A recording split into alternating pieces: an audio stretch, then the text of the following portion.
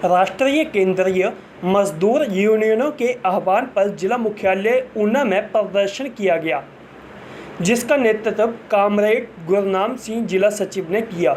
इस दौरान गुरनाम सिंह ने कहा कि देश और दुनिया महामारी के संकट के दौर से गुजर रही है और ऐसे समय में जनता को राहत देने की बजाय केंद्रीय सरकार आम जनता के बुनियादी ढांचे को ही बड़े पैमाने पर कानूनों को लाकर बड़े पूंजीपति और उद्योगपतियों के समूहों के हवाले कर रही है।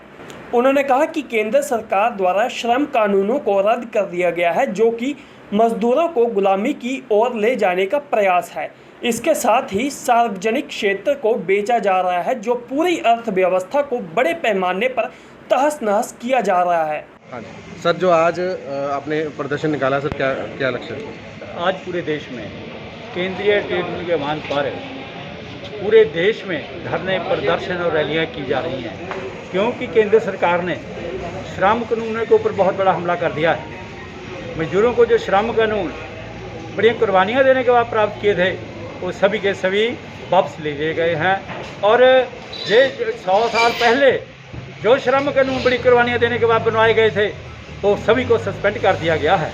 और जहां तक कोरोना महामारी के समय में जो लोगों को रियायतें देनी चाहिए थी, केंद्र सरकार ने क्या किया, लोगों के ऊपर हमला करना शुरू कर दिया। किसानों के ऊपर हमला, मजदूरों के ऊपर हमला, नौजवानों के ऊपर हमला, हर वर्ग के ऊपर हमला किया जा रहा है। हड़ताल मजदूरों को हड़ताल करने का हक वापस ले लिया जा रहा है।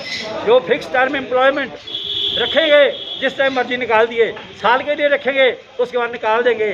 इससे लोगों को पीएफ, ईएसआई वगैरह की सुविधा कोई मिलेगी नहीं। और दूसरी सरकार ने क्या किया है, 50 साल की रिटायरमेंट पे 50 साल की उम्र में कोई भी मुलाजिम नौकरी करेगा, उसको 50 साल की उम्र में रिटायर कर दिया जाएगा। सरकार धीरे धीरे सभी को करेगी, अभी कुछ चुन के करेगी। इसी तरह जो मजदूर है, फैक्ट्री में काम करता है, उसी को ऊपर भी ये लागू होगा।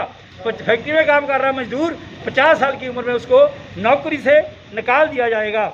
इसके बारे में सरकार ने नोटिफिकेशन सारी जारी कर दी है। न्यू एजुकेशन पॉलिसी है, न्यू एजुकेशन पॉलिसी सरकार लेके आई है। उससे क्या होगा, mid day meal worker, anganwadi worker, ASHA worker, इनके सब के ऊपर हमला होगा। और जो सरकारी इदारे, सरकारी स्कूल है, जो कॉलेज है, उसको प्राइवेट कर की तरफ ये सरकार चली जाएगी। इसी तरह सरकार ने 3 अध्यादेश लाकर जो भी कानून बना दिए, मजदूरों के ऊपर हमला किया है, किसानों के ऊपर हमला किया है। जहां तक हालत ऐसी हो जाएगी, जो किसान अपने 2 रुपए की फसल मंडी में जाके बेचता था और 6 रुपए की जो ग्राहक को मिलती थी, बीच में आड़िया 2 रुपये आड़िया कमा लेता था, रेडी वाला कमा लेता था, वो सारे को खत्म करके सरकार ने क्या किया है कि जो है नई जो नीतियां लाई है, उससे जो सीधा है, जो मल्टी कंपनियां हैं, बढ़िया कंपनियां किसान से जो है वो सामान खरीदेगी, जो स्टोर करेगी और अपने भाव में अपनी मर्जी के हिसाब से वही 2 रुपये केले का 18 रुपये 20 रुपये किलो बिकेगा। और किसान की हालत ऐसी होगी, किसान को अपनी जो ज़मीन है वो गिरवी रखनी पड़ेगी उसी कंपनियों को, और किसान को उनके पास मजदूरी करनी पड़ेगी। हालत ऐसी आ रही है।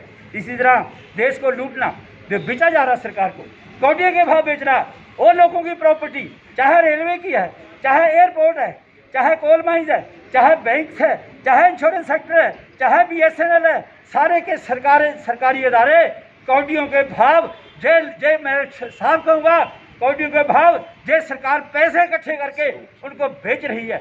ऐसा देश में नहीं चलेगा। ये ऐसी जगह भाजपा की नीति चलती रही तो लोग सड़कों पर उतरेंगे।